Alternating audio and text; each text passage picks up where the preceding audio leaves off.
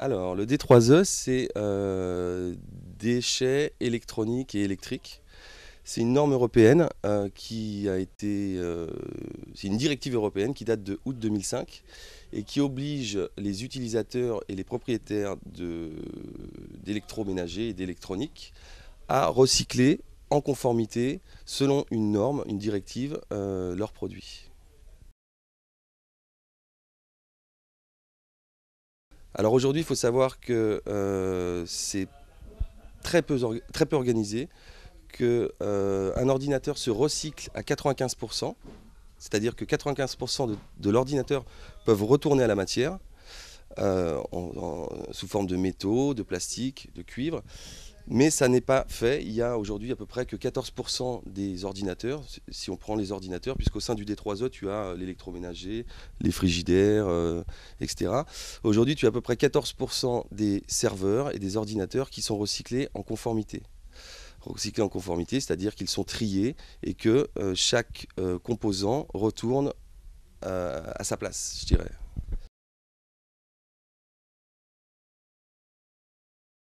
Alors, donner ton ordinateur à Iberomarketing, tu as l'assurance qu'il va être traité, recyclé en conformité avec les normes européennes, la directive d'août 2005.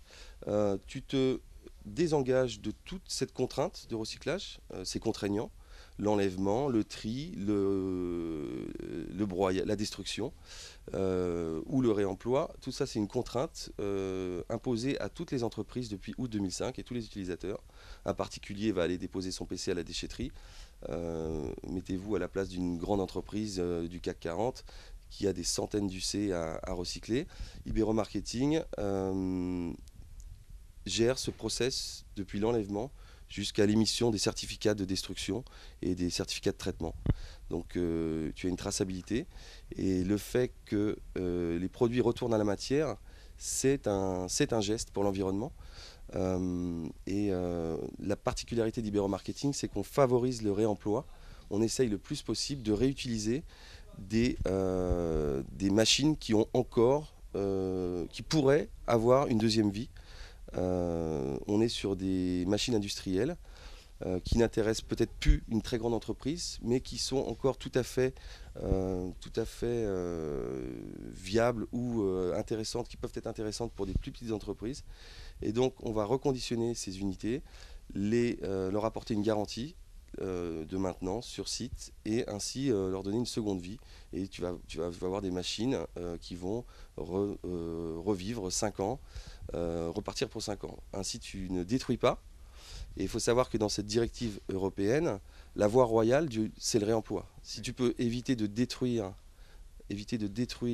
pour reconstruire et refabriquer, si tu peux réemployer le produit, alors bien sûr avec une traçabilité, avec un ERAS des données, il est évident que toutes les pièces sensibles d'un ordinateur, telles que les disques, les bandes, sont soit détruites, soit reformatées, soit érasées en conformité, donc effacées en conformité. Mais tout ce qui est carte électronique, tous ces produits-là n'ont pas de criticité d'un point de vue données. Et donc il est dommage de les détruire. Aujourd'hui, il y a très peu de recycleurs qui font ça. Euh, les recycleurs traditionnels enlèvent le matériel, l'apportent au broyeur, c'est détruit, c'est broyé. Alors ça retourne à la matière quand même, mais c'est des machines. Certaines de ces machines auraient pu resservir à de la production industrielle, à de la production informatique. Le CERFA reprend tout le process, toutes les étapes, depuis l'émetteur du déchet, euh, en passant par le transporteur qui les a transportés, et puis les différents intervenants qui auront trié, nous par exemple, et puis ensuite le grand groupe qui aura au final détruit ce qui est détruit. Donc ça reprend, c'est la traçabilité, c'est l'assurance que votre UC, elle a été dans une filiale qui est traçable.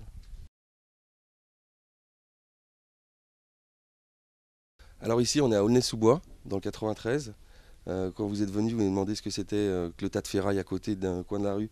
C'est le garage Renault qui a brûlé lors des événements de 2006, je crois, 2005, pardon. Donc, La plupart des salariés qu'on emploie ici sont du cru, sont d'Aulnay. Tout le monde a démarré un petit peu en bas de l'échelle, à gratter des claviers au bocal, aux expéditions. Et aujourd'hui, la plupart d'entre eux sont soit techniciens de maintenance, soit chefs de projet dans des pays, dans des zones sur lesquelles on intervient pour la maintenance. Donc il y a vraiment l'idée, c'est vraiment de valoriser l'humain. Ici, chaque personne compte. Et puis, comme on disait tout à l'heure, on n'est pas en zone franche. La zone franche, elle est de l'autre côté de la rue. Voilà, c'est ça aussi, Ibero Marketing, c'est de faire monter des gens de donner une chance à des gens qui au départ, pour qui au départ c'était pas évident.